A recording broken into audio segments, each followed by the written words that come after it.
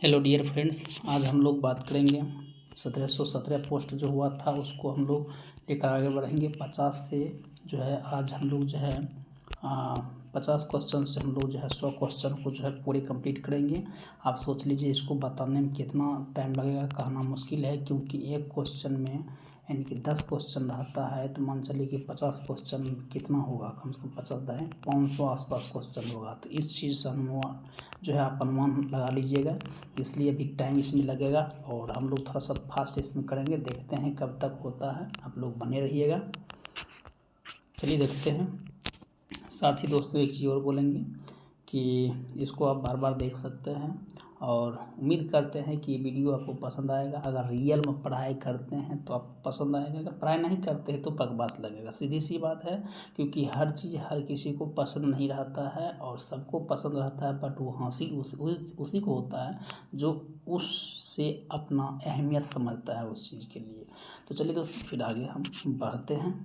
तो जैसे कि दोस्तों जानते हैं कि हम लोग 50 क्वेश्चन तक, जैसे कि आप देख पा रहे होंगे कि हम लोग जो है 50 क्वेश्चन तक जो है यहाँ पर कवर कर रहे हैं। और जैसे कि आप देख सकते हैं यहाँ पर, तो इस चीज़ को ध्यान रखिएगा। और रही बात कि यहाँ पर कि हम लोग 50 जो है इसके पहले जो है हम लोग पढ़ चुके थे, अब हम इसको जो है आगे पढ़ेंगे। तो चलिए देखते हैं हम लोग 51 क्वेश्चन नंबर से, और आप लोग जो है पूरा वीडियो देखिएगा। पढ़ते हैं तो आप पूरा पढ़िएगा, नहीं पढ़ते हैं तो खैर वीडियो तो बहुत है, आप देखते रहिए, कोई दिक्कत नहीं है, आप स्वतंत्र हैं। देखिए फेफड़ा का सफ़ेद कैंसर जो है किसके कारण होता है, तो ये होता है एस्बेस्टस के कारण होता है, ठीक है ना। चलिए इसके बारे में थोड़ा सा हम लोग जानते हैं। फेफड़ा का सफ़ेद कैंसर जो है एस्बेस्टस के कारण होता है। एस्बेस्टस कई प्रकार के जो खनिज सिलिकेट के समूहों को है जो कि रेशेदार तथा दहनीय होता है। दहनीय मतलब होता है जलता नहीं। इसमें जो होता है रेशे चमकदार होते हैं। उसमें उद्योग में जो होता है काम करने हेतु जो है एस्बेस्टस जो होता है वस्त्र पहना जाता है। चलिए इसके बाद हम देखते हैं आगे की एस्बेस्टस जो होता है धूलकण दोना जो होता है एस्बेस्टोसिस नामक जो होता है रोग होता है, तो इसे लगा सकते हैं। धूल से एस्बेस्टस जो है धूल से होता है। एस्बेस्टोसिस को जो है ना, एस्बेस्टोसिस जो होता है ये नामक रोग होता है। देखिए सिलिका के जो होता है धूल, सिलिका के धूल में जो होता है सिलिकोसिस जो होता है नमक जो होता है रोग होता है। चलिए हम लोग देखते हैं संसद की जो है प्रकलन समिति होता है। तो चलिए इसको हम देखते हैं कि ये होता है आपका अस्थाई, ठीक ना। देखिए प्राक्कलन जो है समिति, जो अस्थाई समिति होता है, प्राक्कलन समिति जो होता है, इस समिति का गठन जो है 1950 ईस्वी में जॉन माथाई बीथ जो है सिफारिश के आधार पर जो है सिफारिशों के आधार पर किया जाता है। इसमें जो है मूलतः 25 जो है सदस्य थे। 1956 में जो है इनकी सदस्यता जो है बढ़ाकर जो है 30 कर दी गई थी, ठीक। कहता है कि इस समिति का अध्यक्ष जो है चुने हुए सदस्यों में से जो है लोकसभा द्वारा जो है नियुक्त किए जाते हैं, ठीक। इस चीज़ को ध्यान रखिएगा। कहता है किंतु यदि लोकसभा का उपाध्यक्ष इस समिति का सदस्य है तो वह स्वयं ही समिति का अध्यक्ष नियुक्त हो जाता है। वह जो है प्रतिवर्ष गठित होने वाला समिति इसके जो है निम्नानुसार से कार्य हैं। तो चलिए इसके बारे में हम लोग जानते हैं। वार्षिक जो है अनुदान की जांच करना होता है, अतिरिक्त अनुदानों की चर्चा करना होता है, खर्च जो है कम करने के लिए जो है प्रशासन में सुधार लाने के लिए जो है वैकल्पिक जो है नीति तैयार करना होता है। अब नेक्स्ट देखते हैं कि संसद में अनुदान की मांग की सिफारिश करना होता है। प्राक्कलन समिति का मुख्य जो है कार्य है प्रशासन में जो है मितव्ययिता जो है संबंधित सुझाव देना होता है। प्राक्कलन समिति का अध्यक्ष जो है हमेशा सत्ता पक्ष से होता है। देखिए इस चीज़ को ध्यान रखिएगा, काफ़ी मोस्ट इम्पोर्टेंट है। आपसे पूछा जाएगा कि प्राक्कलन समिति जो होता है वह विपक्ष में रहता है कि वह पक्ष में रहता है। देखिए यहाँ पर सत्ता पक्ष मतलब जो सत्ता में रहता है उसके पक्ष में होता है। ये प्राक्कलन समिति की जुड़वा बहन कहते हैं। प्राक्कलन समिति को क्या कहते हैं, जुड़वा बहन कहते हैं। लोक लेखा समिति को कहते हैं, ठीक। प्राक्कलन समिति वर्तमान में जो होता है गिरीश बापट हैं, लेकिन पता नहीं अभी वर्तमान में कौन है, क्योंकि ये जो है प्रीवियस क्वेश्चन है, इस चीज़ को ध्यान रखिएगा। चलिए नेक्स्ट हम लोग जो है आगे बढ़ते हैं। देखिए वित्त है ना, देखिए निम्नलिखित में संदर्भ में गलत कौन है, तो देखिए वित्त आयोग द्वारा जो ये राष्ट्रपति बाध्यकारी होता है, जो कि क्या है, ये बिल्कुल गलत है। और वित्त आयोग के अध्यक्ष जो होता है पद के लिए योग्यता संविधान में निर्धारित की गई है। अभी जो है तक 15 वित्त जो होता है गठन किया जा चुका है। इसमें संविधान 280 के तहत जो होता है इसका क्या होता है, गठन होता है। डिफिनेशन इसका देख लेते हैं, जो विवरण है। वित्त आयोग की गई सिफारिश राष्ट्रपति बाध्यता नहीं होता, ये कथन क्या है, गलत है। वित्त आयोग की संवैधानिक निकाय, देखिए आपसे पूछा जाता है कभी कभी कि वित्त आयोग जो है कैसी जो है व्यवस्था है ना, तो संवैधानिक जो है निकाय है। इसमें जो है गठन अनुच्छेद 280 के तहत जो होता है राष्ट्रपति के द्वारा किया जाता है। तो वित्त आयोग का जो है गठन किसके द्वारा किया जाता है, राष्ट्रपति द्वारा। वित्त आयोग में जो है एक अध्यक्ष और 4 अन्य सदस्य शामिल होते हैं। वित्त आयोग के मुख्य जो होता है संघ राज्यों के बीच कार्यों का क्या करता है, आवंटन करता है। मतलब रुपया जो है कहाँ कितना जो है वितरण करना है, किसको देना है, क्या करना है, इसकी जो होता है राज्य देख सकते हैं पर राज्य है ना। और संघ जो होता है बीच में करों का जो है कर मतलब क्या होता है जनाब, एक कर जीएसटी जैसे होता है, इसको कैसे क्या लगाना है, वितरण करना है, इसके बारे में जानकारी जो है ये आवंटन वितरण करता है। आयोग जो है अपनी रिपोर्ट प्रतिवेदन जो है राष्ट्रपति को सौंपते हैं, जिसे वो संसद के दोनों सदनों के समक्ष रखवाते हैं। देखिए वित्त आयोग द्वारा जो है की गई सिफारिश सरकार के लिए सहकारी प्रवृत्ति की होती है। इस सिफारिश को मानना या ना मानना सरकार की इच्छा शक्ति पर निर्भर करता है।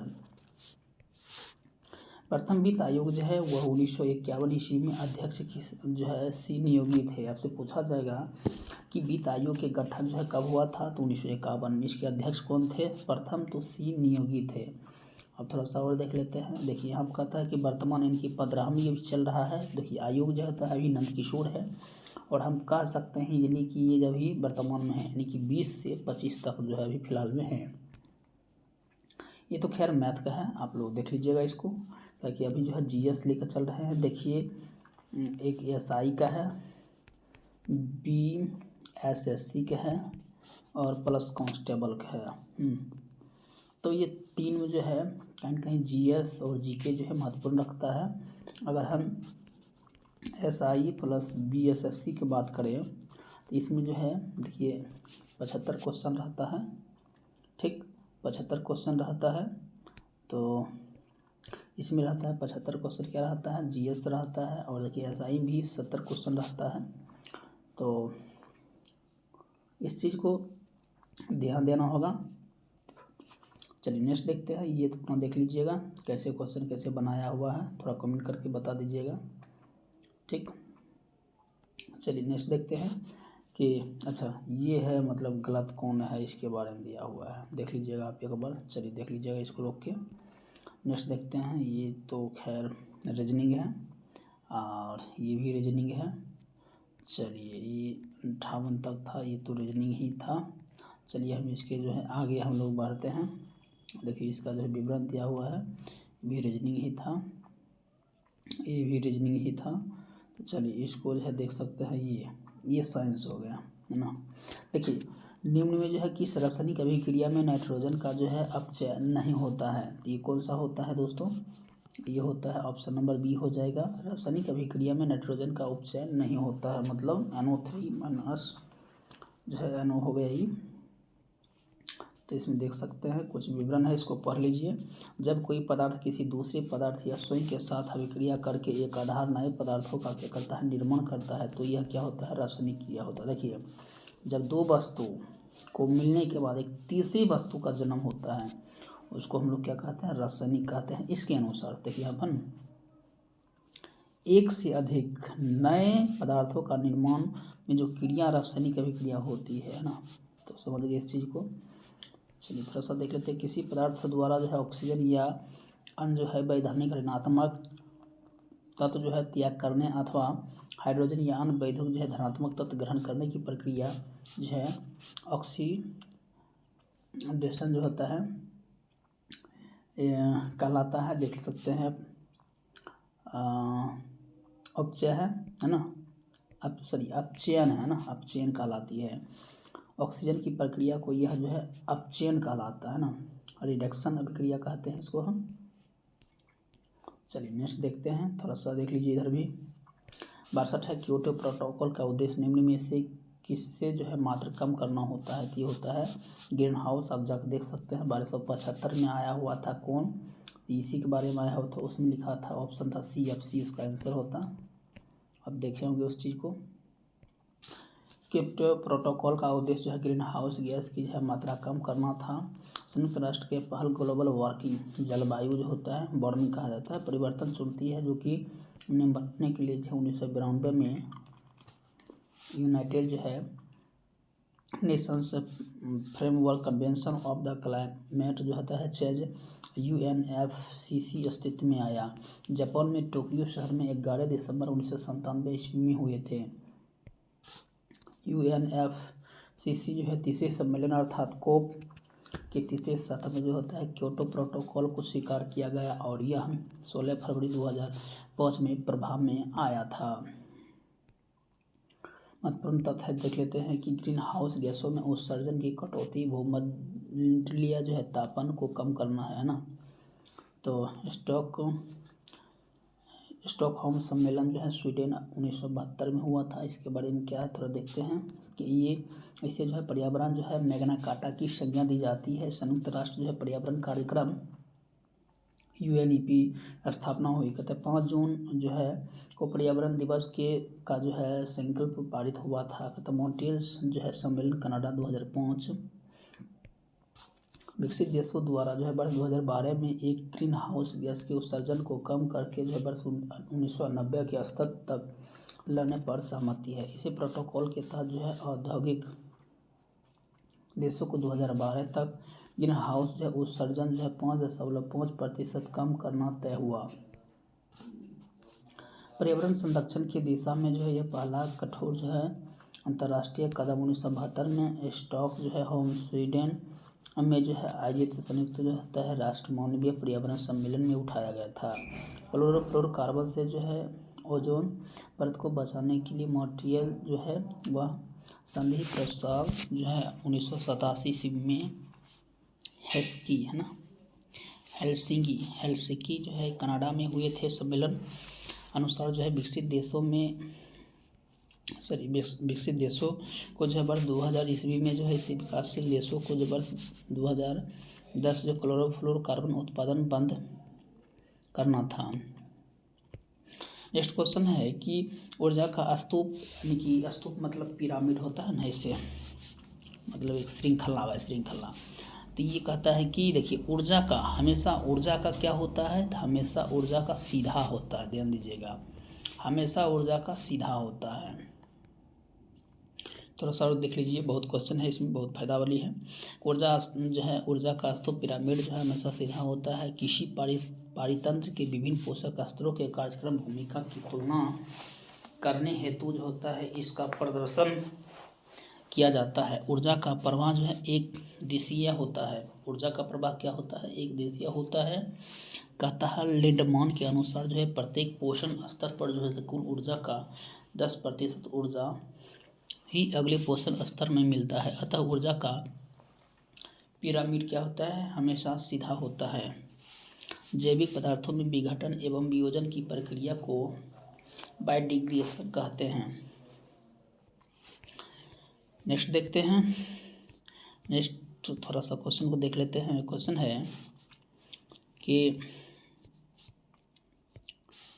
परंपरागत रूप से क्रिकेट बैट के जो है निर्माण में किस पेड़ के जो है काष्ठ का उपयोग होता है, बिलो। नेक्स्ट देखते हैं कि परंपरागत रूप से जो है क्रिकेट बैट जो निर्माण में जो है बिलो पेड़ के काष्ठ का उपयोग होता है। बिलो की लकड़ी जो होता है और मजबूती होती है। बिलो के पेड़ कश्मीर में पाया जाता है। बिलो का पेड़ कहाँ पाया जाता है, कश्मीर में। कहता है कि इस लकड़ी से जो है बना कोयला जो है बारूद निर्माण में महत्वपूर्ण है ना। देखिए इस लकड़ी से बना कोयला बारूद निर्माण में महत्वपूर्ण है। अच्छा, इसीलिए जम्मू कश्मीर में बारूद ज़्यादा बनाया जाता है। सलिक्स जो है अल्वा बिलो की एक प्रजाति है। सलिक्स क्या है, एक अल्वा प्रजाति है। इसे वाइट बिलो भी कहते हैं। इसे क्या कहते हैं हम लोग, वाइट बिलो कहते हैं। मेपल जो होता है निर्माण लकड़ी का जो है उपयोग वायलिन जो है, ड्रम, गिटार और अन्य जो है संगीत वाद्य यंत्र बनाने के लिए किया जाता है। बांस ग्रेमिनिकुल का पादप है और यह संसार का सबसे तीव्र गति से बढ़ने वाला घास है। चलिए नेक्स्ट देखते हैं। नेक्स्ट है कि भारत का जो है राष्ट्रीय पशु अरे यार क्या बोल दिए, भारत का जो होता है राष्ट्रीय पशु तो ऐसे क्या होता है दोस्तों, आप कमेंट सेक्शन में ज़रूर बताइएगा। चलिए इसको देख लेते हैं कि भारत का राष्ट्रीय पुष्प है ना, तो पुष्प देखिए इसका जो है वैज्ञानिक नाम दिया हुआ है, तो ये कमल को क्या कहते हैं, नीलमो जो है न्यूसीफेरा कहते हैं, ठीक ना, इस चीज़ को ध्यान रखिएगा। भारत का राष्ट्रीय पुष्प जो होता है नीलमो जो है न्यूसीफेरा। देखिए कहते बहुत विद्यार्थी जो है जानते हुए इस क्वेश्चन को गलत कर देंगे, क्योंकि यहाँ पर जो है वैज्ञानिक नाम जो है उसका जो है नाम दिया गया है, ठीक।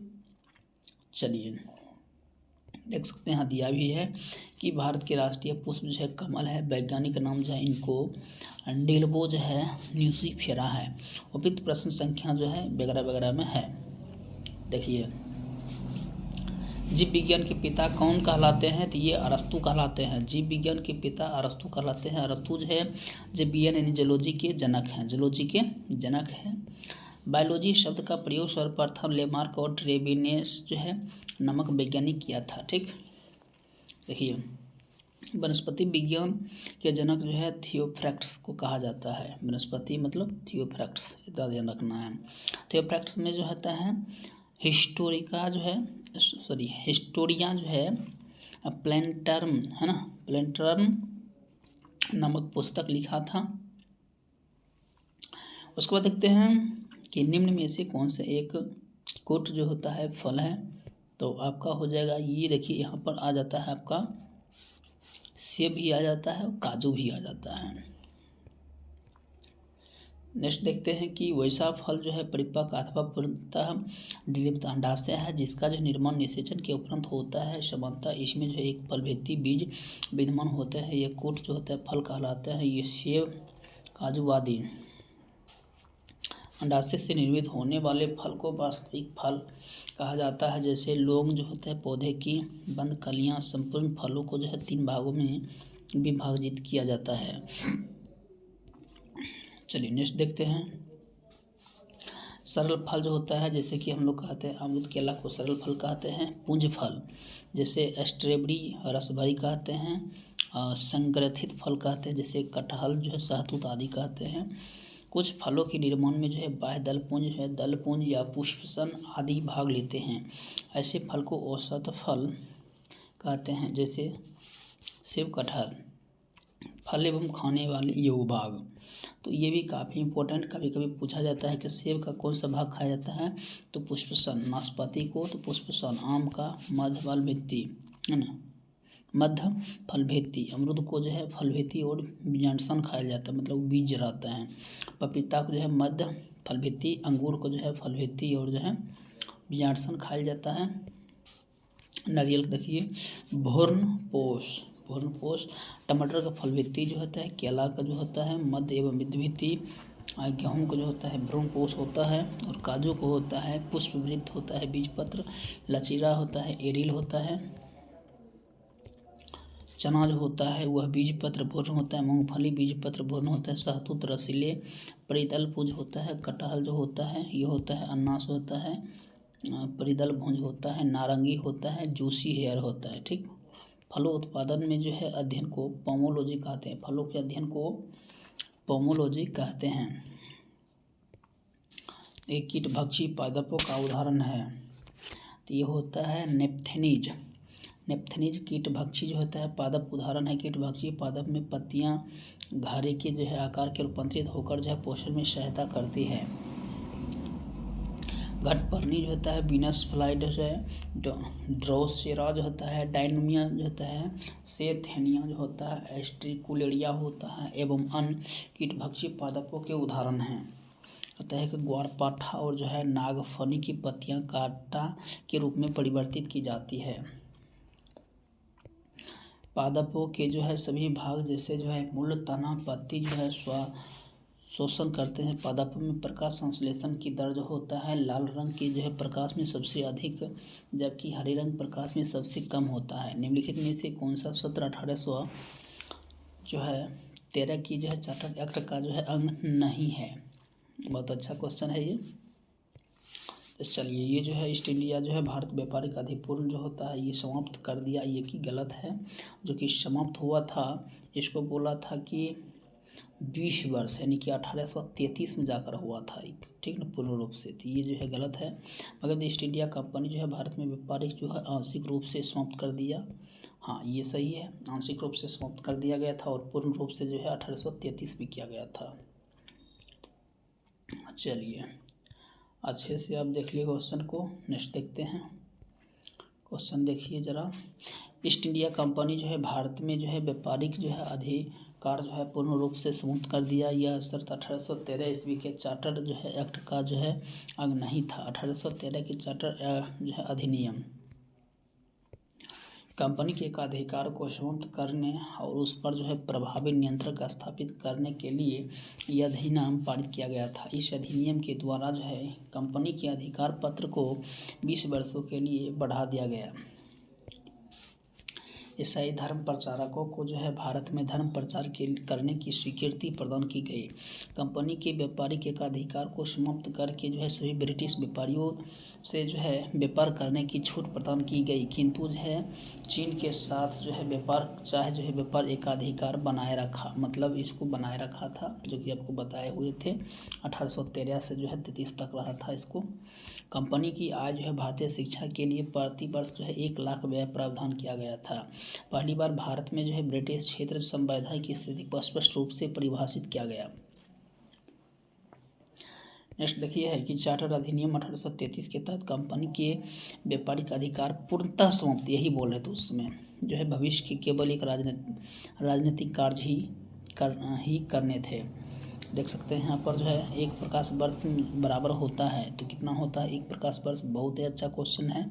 तो आपका हो जाएगा किमी बोलेगा 10⁻12, मीटर बोलेगा तो 10⁻15। इस चीज़ को ध्यान रखिएगा, बाकी बात सब चीज़ सेम है। तो ये जो है किलोमीटर में है तो 9.46 इंटू 10⁻12 हो जाएगा। प्रकाश वर्ष जो है 9.46 जो होता है इंटू 10⁻12 होता है, किलोमीटर होता है। प्रकाश द्वारा जो है 1 वर्ष में तय की गई जो है दूरी को प्रकाश वर्ष कहते हैं। प्रकाश वर्ष खगोलीय जो होता है दूरी मापने की इकाई है। 1 प्रकाश वर्ष जो होता है 9.46 जो होता है इंटू 10⁻, इतना मीटर के बराबर होता है। 1 खगोलीय जो होता है AU के बराबर इतना मीटर होता है। खगोलीय दूरी मापने की सबसे बड़ी इकाई पार्सेक है। 1 पार्सेक बराबर 3 इंटू 10⁻16 जो होता है मीटर होता है, या 3.26 जो है प्रकाश वर्ष होता है। निम्न से कौन से जो है नियम रॉकेट जो है प्रणोदक में शामिल होता है? तो ये आपका हो जाएगा न्यूटन के तीसरा नियम। नेक्स्ट देखते हैं। न्यूटन के तीसरा नियम जो है रॉकेट के जो है प्रणोदक में जो शामिल होता है। गैलीलियो एवं न्यूटन जो है महोदय ने सर्वप्रथम वस्तुओं की गति से संबंधित प्रचुर प्रयुक्त किया था। चलिए नेक्स्ट देखते हैं।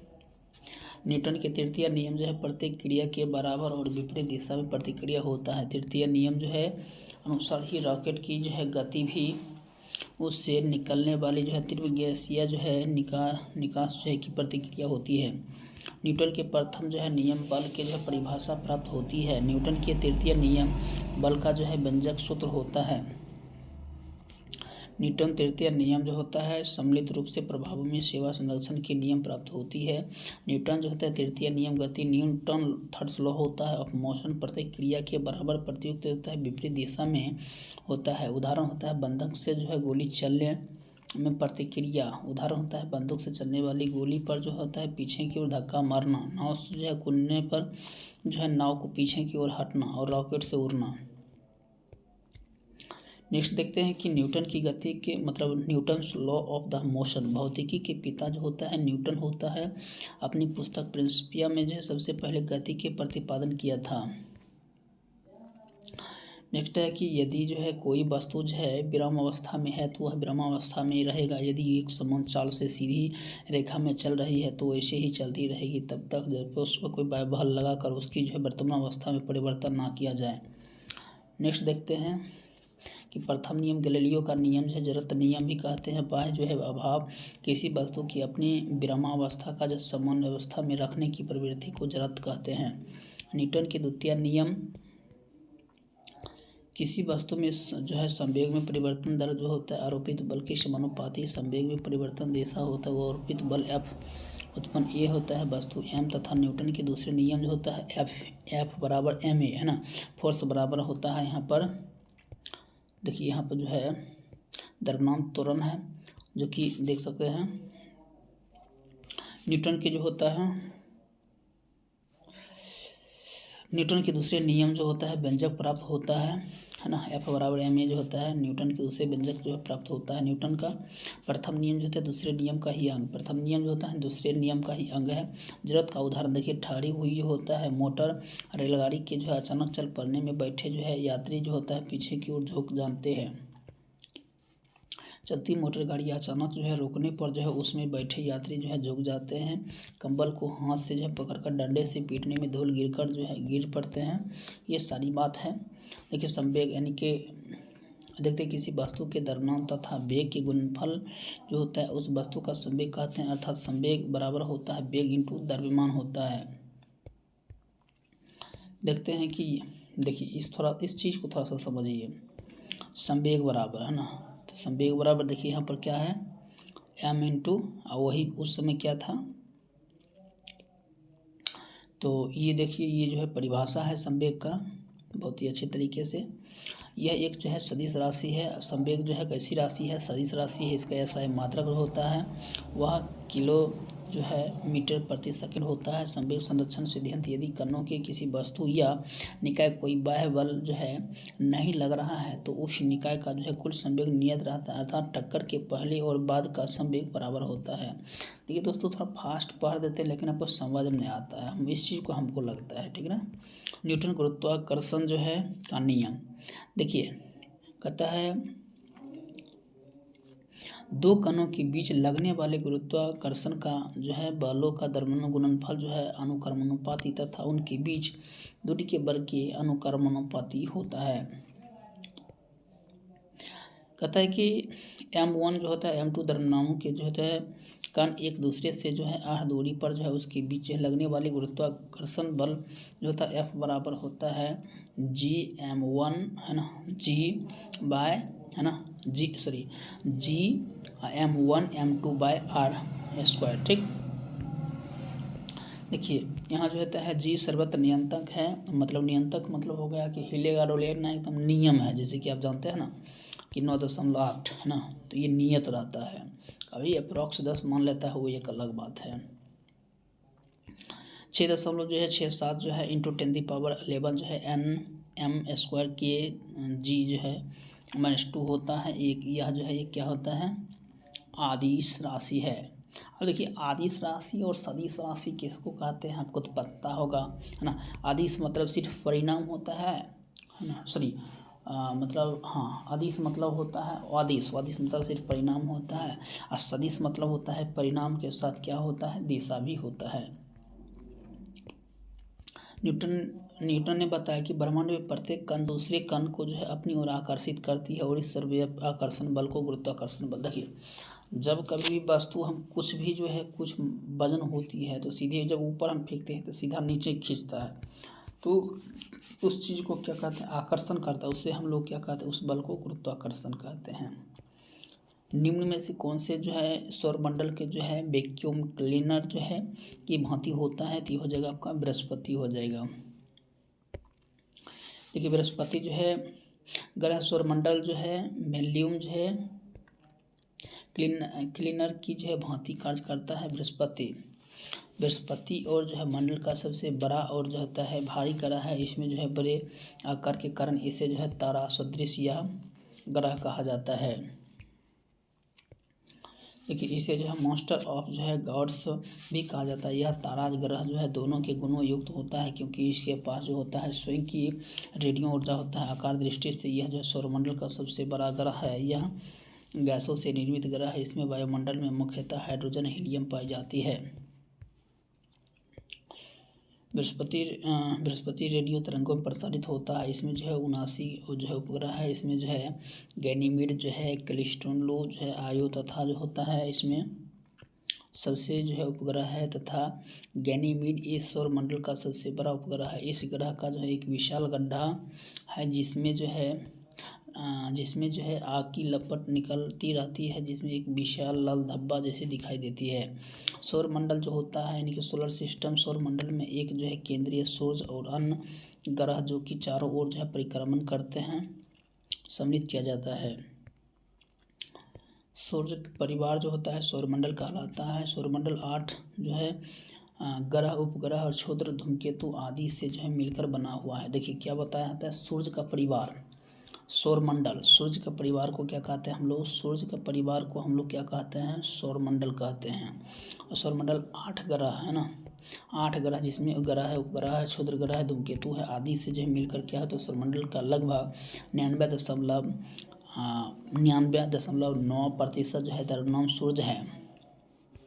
और सौरमंडल में मंदाकिनी के केंद्र से लगभग 30,000 से लेकर 33,000 प्रकाश वर्ष दूरी तक जो है कोने में स्थित है। तो बहुत अच्छे से हम लोग इसको कवर किए। चलिए हम नेक्स्ट देखते हैं।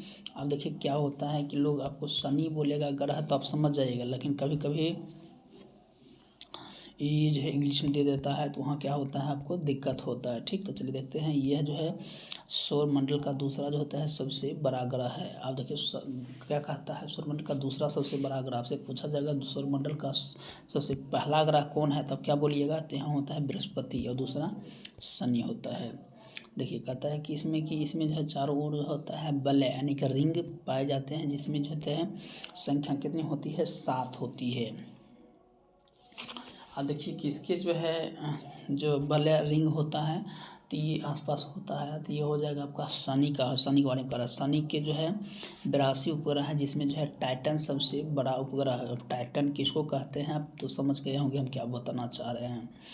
देखिए शनि का घनत्व जो है सबसे कम होता है। इसमें घनत्व का जो होता है 0.7 ग्राम प्रति घन सेंटीमीटर है। शनि जो होता है तीव्र गति से घूरने वाले सौरमंडल का सबसे चपटा ग्रह है। शनि सबसे तेज घूरने वाले में चपटा में पूछ रहा है, तो चपटा में शनि हो जाएगा। यह आकाश में पीले तारे की तरह नजर आता है। देखिए पीले तारे की तरह नजर कौन सा आता है तो शनि आता है। अरुण के चारों ओर छल्ले पाए जाते हैं, अरुण के छल्ले पाए जाते हैं, जिसमें जो है मुख्य है अल्फा, बीटा, गामा, डेल्टा जो है ये प्यालोंग। ठीक, देखिए अरुण जो होता है अपनी धुरी पर जो होता है सूर्य की ओर जो है अधिक झुकाव के कारण क्या होता है, यह लेटा हुआ प्रतीत होता है, इसलिए इसे जो है लेटा हुआ ग्रह कहा जाता है। देखिए लेटा हुआ ग्रह किसे कहते हैं तो ये अरुण को कहा जाता है।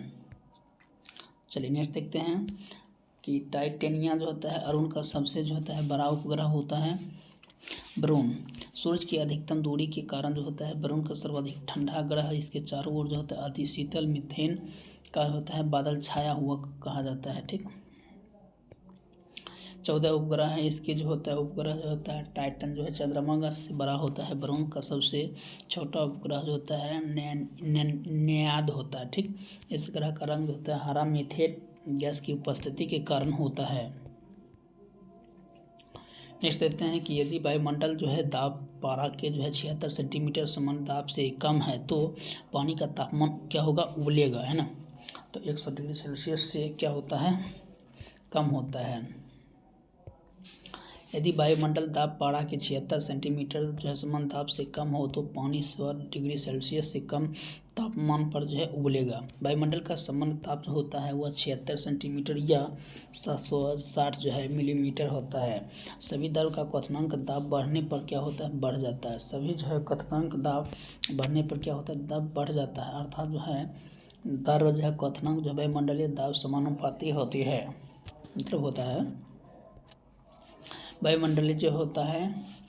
तो ये समझ गए इस चीज़ को। गर्म करने की कहता है पदार्थ जो है आयतन बढ़ता है, मतलब किसी भी क्या कहता है पदार्थ को गर्म करते हैं तो आयतन बढ़ता है। दाब जो है बढ़ने पर जो उसका गलनांक भी बढ़ता है। जैसे मोम, तो मोम में क्या होता है जब इसको हम जलाते हैं गर्म करते हैं तो पदार्थ का क्या होता है, आयतन बढ़ता है ना। और दाब क्या कहता है फिर बढ़ने लगता है, उसका गलनांक भी बढ़ता है। मोम हो गया, घी हो गया। देखिए गर्म करने पर जिन पदार्थों का आयतन घटता है, दाब बढ़ने पर जो उसकी गलनांक भी घटता है, जैसे बर्फ और ढलवा लोहा। वायुमंडलीय दाब मापने का बैरोमीटर कहते हैं। वायुमंडलीय दाब मापने वाले यंत्र को क्या कहते हैं?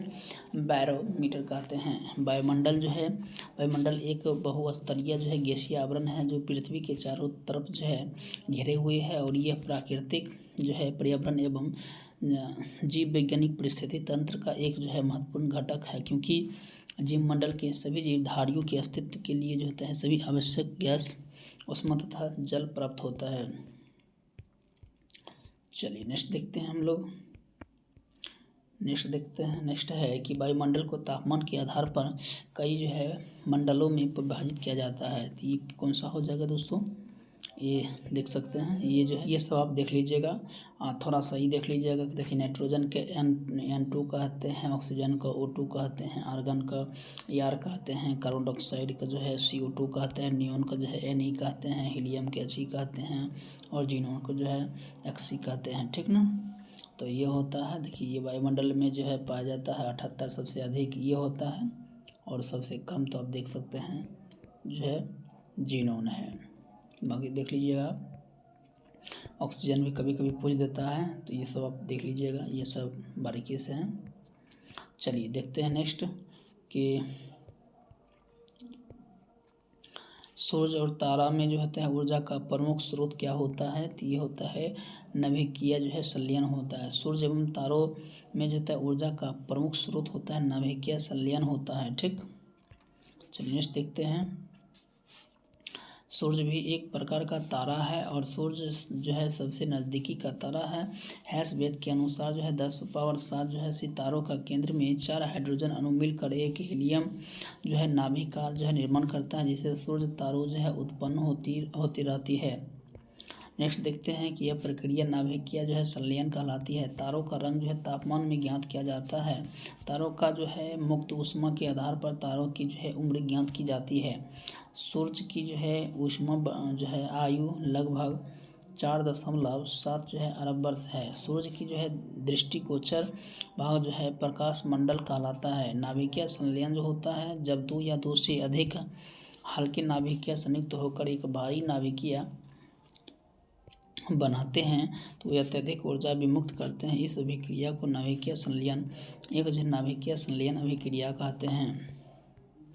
देखिए यहाँ पर जो है सूर्य एवं तारों से प्राप्त ऊर्जा जो है प्रकाश का स्रोत नाभिकीय संलयन है। नाभिकीय को संलयन करने के लिए करीब 10⁸ जो है केल्विन के जो है उच्च ताप जो है अत्यंत जो है उच्च दाब की आवश्यकता होती है। हाइड्रोजन बम जो होता है, हाइड्रोजन बम का विकास जो है एडवर्ड जेनर ने 1952 ईस्वी में किया था। यह नाभिकीय संलयन जो होता है आधारित यह बम जो है परमाणु बम की जो है अपेक्षा 1000 गुना अधिक शक्तिशाली होता है।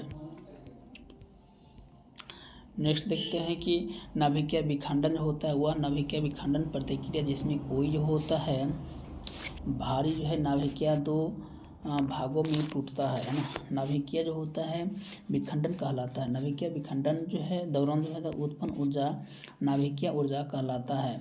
चलिए देखते हैं नेक्स्ट। सबसे पहले जो है नाभिकीय विखंडन अमेरिका वैज्ञानिक जो है एस्ट्रोसमैन हॉर्न के द्वारा दिखाया गया था। इन्होंने जब यूरेनियम 235 पर न्यूट्रॉन की बमबारी की तो पाया कि यूरेनियम की नाभिक 2 खंडों से विभाजित हो जाती है। अब परमाणु बम के बारे में देखते हैं। परमाणु बम जो होता है का विकास जो है जे रॉबर्ट ओपेनहाइमर के निर्देश से जो है अमेरिका के द मैनहट्टन प्रोजेक्ट के तहत जो है द्वितीय विश्व युद्ध के दौरान हुआ था। परमाणु बम बनाने के लिए जो है यूरेनियम जो है 92U235 जो होता है, प्लूटोनियम जो है और 94 Pu239 है का प्रयोग किया जाता है। देखिए यूरेनियम हो गया 235 और देखिए प्लूटोनियम जो हो जाएगा 239। ये विखंडन का सिद्धांत आधारित है। परमाणु बम जो है सर्वप्रथम देखिए कहते हैं परमाणु बम जो है सर्वप्रथम जो है द्वितीय विश्व युद्ध के दौरान संयुक्त राज्य अमेरिका के दौरान जो है जापान के युद्ध किया गया था। 6 अगस्त 1945 से 9 अगस्त 1945 को हिरोशिमा और नागासाकी पर परमाणु बम गिराए गए थे। बहुत ही खतरनाक था उस समय का सिचुएशन। पेयजल में जो है नियुक्त जो है किसकी अधिकता के कारण जो है ब्लू बेबी सिंड्रोम होता है, तो ये होता है नाइट्रेट। देखिए पेयजल में नाइट्रेट की अधिकता के कारण जो है ब्लू बेबी सिंड्रोम होता है। पीने पानी में जो है नाइट्रेट आयन NO3 जो होता है उच्च स्तर से जो है शिशुरक जो है ऑक्सीजन परिवहन को कम हो जाना ब्लू बेबी सिंड्रोम का लक्षण होता है। इस बीमारी में शिशु शरीर नीला पड़ जाता है। नाइट्रेट HB क्रिया करके O2 परिवहन की क्षमता को कम कर देता है, जिसमें श्वसन क्रिया और प्रभावित होता है। नेक्स्ट देखते हैं बबल बेबी रोग जो होता है। इस रोग में जो है रोगग्रस्त शिशु लार की बुलबुला बनता है। कैडमियम जो है युक्त जल जो है प्रदूषण इटाई रोग होता है। पारा युक्त जो है प्रदूषण से जो है मिनीमाता रोग होता है। जलवांछीय जो होता है पदार्थों का मिलन जल प्रदूषण कहलाता है। कहता है कि वॉटलैंड रिपोर्ट में सतत विकास के संदर्भ में है, उसका शीर्षक तो हो जाएगा आवर कॉमन फ्यूचर हो जाएगा। नेक्स्ट देखते हैं कि वाटरलैंड जो है रिपोर्ट में जो सतत विकास के संदर्भ में उसका जो है शीर्ष आवर कॉमन फ्यूचर है। कहते हैं यह रिपोर्ट जो है संयुक्त राष्ट्र की जो है वाटरलैंड आयोग द्वारा जो है जारी रिपोर्ट है। यह जो है आयोग जो है 1983 में जो है नॉर्वे प्रधानमंत्री जो है ग्रो हार्लेम जो है वाटरलैंड की अध्यक्षता में गठित हुआ था। इस आयोग में 1987 में अपना रिपोर्ट जो है प्रतिपादन प्रस्तुत किया था। नेक्स्ट देखते हैं ये जो है आप सोए जो है भी देख सकते हैं, बहुत अच्छा है। हम लोग देखते हैं क्वेश्चन नंबर 77 जो है कि प्रत्येक जो है वर्ष जो है जल दिवस कब मनाया जाता है, तो ये 22 मार्च को मनाया जाता है। काफ़ी क्वेश्चन इंपॉर्टेंट है कि प्रत्येक जल जो है दिवस मनाया जाता है 22 मार्च को। संयुक्त राष्ट्र जो है पर्यावरण एवं विकास एजेंसी जो है द्वारा हर वर्ष जो है जल दिवस 22 मार्च को मनाया जाता है।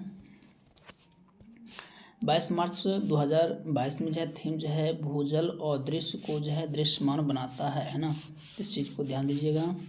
देखिए यहाँ कहता है कि ये तो देख ही लिए हैं इससे कि 22 अप्रैल को पृथ्वी दिवस ये नहीं देखे हैं। देखिए ये अप्रैल है, ये मार्च है, तो मार्च और अप्रैल, तो मार्च में आपका आ गया क्या, आपका आ गया तो देख सकते हैं मार्च में आपका जो है 22 मार्च आपका आ जाएगा जल। तो ध्यान दीजिएगा पहले जल की जरूरत होती है, उसके बाद जो होता है पृथ्वी ऊपर बना है ना, तो जल के ऊपर बना है, तो इस प्रकार से याद रखिएगा। तो देखिए 22 अप्रैल को पृथ्वी दिवस मनाया जाता है। देखिए इन्वेस्ट इन आवर प्लांट जो है हमारे ग्रह निवेश करे, ठीक इसके बारे में बताया गया है थीम। 22 मार्च जो है बिहार दिवस। अब देखिए जैसे ही धरती पड़ा तो देखिए इस चीज़ को समझिए, देखिए क्या क्या कह रहा है यहाँ पर। देखिए 22 मार्च को जो है आपको भूजल जो होता है 22 मार्च को देखिए यहाँ पर आपको देखिए यहाँ पर है ना, देख सकते हैं। देखिए विश्व जल दिवस जो होता है 22 मार्च को मनाया जाता है। ध्यान दीजिएगा क्वेश्चन को। फिर देखिए यहाँ पर कहता है कि 22 अप्रैल को जो है ये पृथ्वी दिवस मनाया जाता है, विश्व पृथ्वी दिवस। फिर देखिए कि 22 मार्च को जो है वह बिहार दिवस मनाया जाता है। मतलब बिहार और प्लस जो होता है पानी, ये दोनों का 22 मार्च हो गया और आपका जो है पृथ्वी दिवस 24 मार्च हो गया। देखिए यहाँ क्वेश्चन कन्फ्यूजन था, इसलिए थोड़ा सा डिटेल्स करना ज़रूरी था, शायद क्वेश्चन आया हुआ भी था।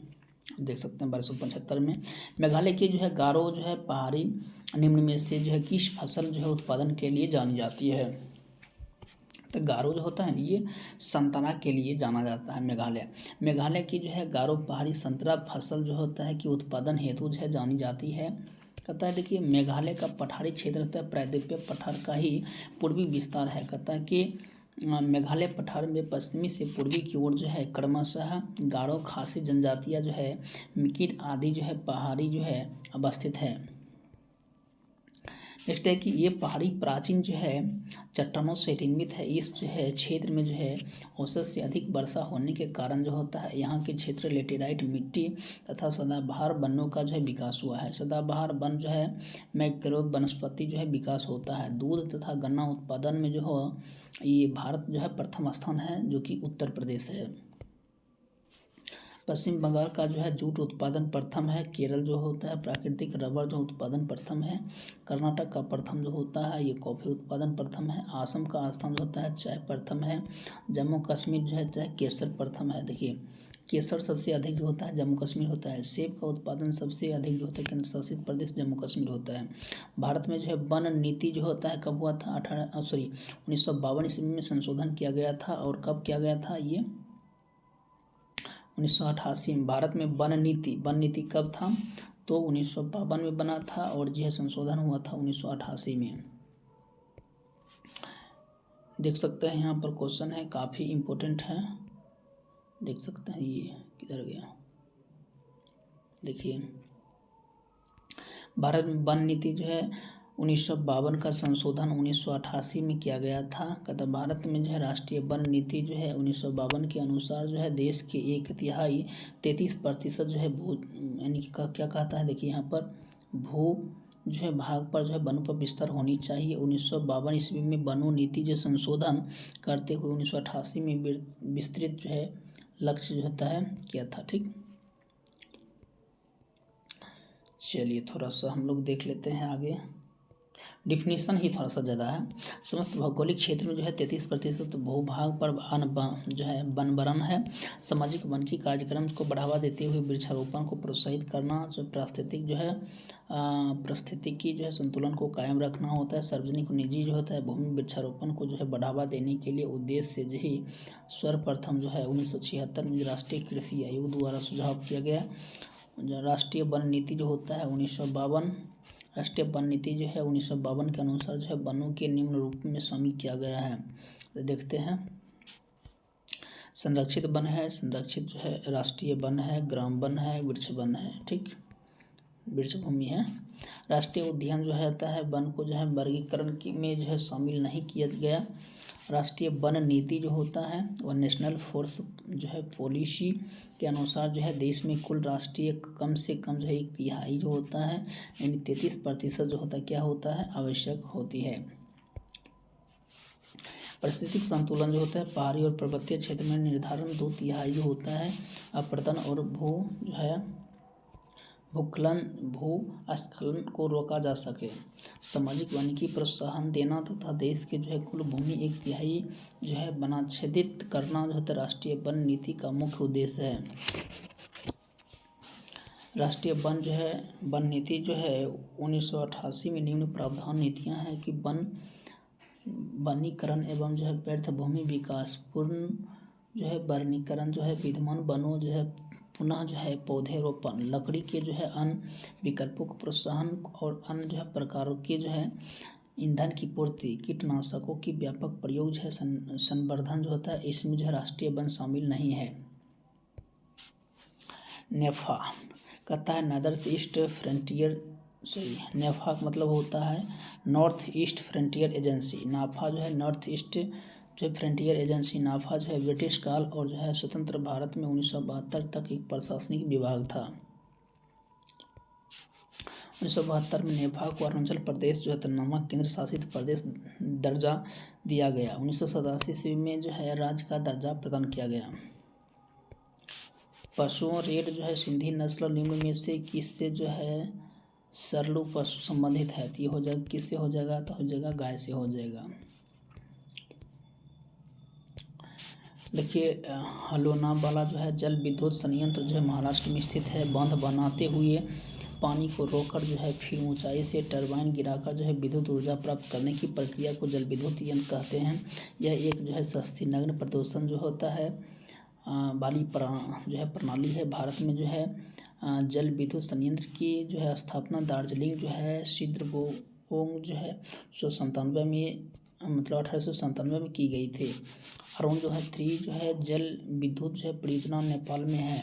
कहता है अंकलेश्वर जल विद्युत केंद्र जो है मध्य प्रदेश में स्थित है। परियोजना जो होता है लाभान्वित राज्य भाखड़ा जो है नगल परियोजना सतलज जो है पंजाब जो है हरियाणा है। हिमाचल प्रदेश राजस्थान नागार्जुन जो होता है कृष्णा आंध्र प्रदेश तेलंगाना है। और कोसी परियोजना जो है वो बिहार नेपाल है। नेक्स्ट देखते हैं कि गंडक परियोजना जो होता है नेपाल बिहार है, सरदार सरोवर जो होता है गुजरात महाराष्ट्र है, और भारत के जो है प्रधानमंत्री जवाहरलाल नेहरू जो बहुउद्देशीय नदी घाटी परियोजना जो होता है आधुनिक भारत का जो है मंदिर कहा जाता है। भारत में जो है परमाणु ऊर्जा का आयोग की जो है स्थापना कब की गई थी, तो ये जो है 1948 ईस्वी में भारत में परमाणु ऊर्जा की स्थापना जो 1948 में हुई थी। भारत में जो है परमाणु ऊर्जा की शुरुआत 1945 ईस्वी में जो है मुंबई में जो है टाटा इंस्टीट्यूट ऑफ जो है फंडामेंटल रिसर्च स्थापना की हुई थी। भारत में जो है परमाणु ऊर्जा अनुसंधान के जनक जो है डॉक्टर होमी जहांगीर भाभा कहा जाता है। भारत में परमाणु ऊर्जा विभाग की स्थापना जो है 3 अगस्त 1954 ईस्वी को जो है दी गई थी, जिसका जो है नाम बदलकर जो है 1967 में भाभा परमाणु अनुसंधान जो है BARC कर दिया गया। भाभा अनुसंधान जो होता है केंद्र मुख्यालय मुंबई में है। ठीक, जो है इंदिरा गांधी जो है परमाणु अनुसंधान केंद्र मुख्यालय जो है कलपक्कम है, और कलपक्कम कहाँ में है जरूर बताइएगा।